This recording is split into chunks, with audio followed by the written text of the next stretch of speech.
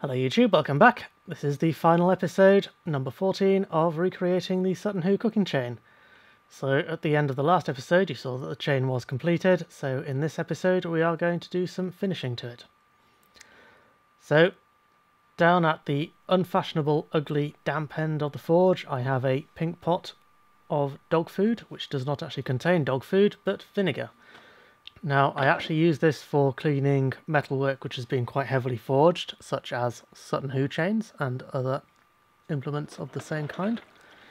So this has basically been soaking in the vinegar for 24 hours, and what that does is it dissolves a lot of the scale.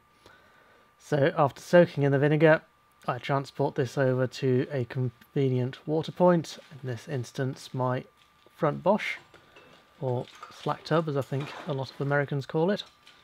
I don't know, I'm not an American.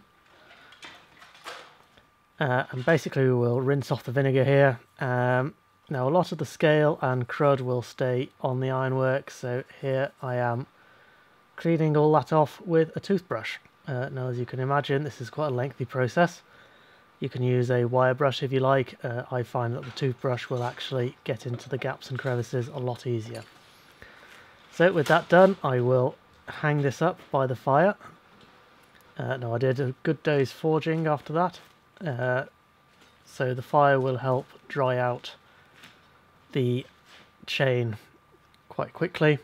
What I did do was I dumped it in the bosh 2 or 3 times during the day in order to make it rust up. So here you can see the chain has come out quite clean, a lot cleaner than it was. Which is quite nice. And here it is, just a little while later, nicely rusted. Now I wanted to go for a rust finish because I think that it will make the chain a bit clearer to see in a dark room. And basically once it has rusted, I coat it with linseed oil. Now this is boiled linseed oil. Raw linseed oil gives a slightly better finish because it takes longer to dry and gives a more wear resistant coating to the ironwork. If you like a rust finish, you could just leave it rusty. And that was basically all that I needed to do to it. And here is the completed chain.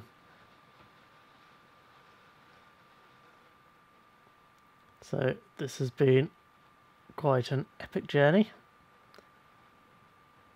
And I do hate using the word journey because it makes me sound a bit like a hippie on a mind-expanding quest. However,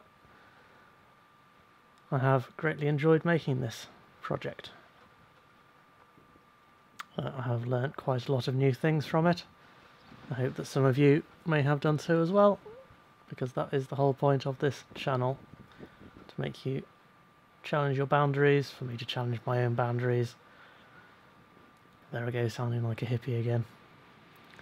So I will be quiet and let you enjoy the last few images of this chain.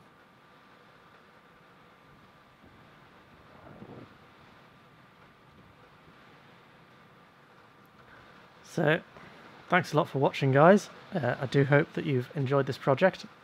I know that it's dragged on quite a bit, but there we go.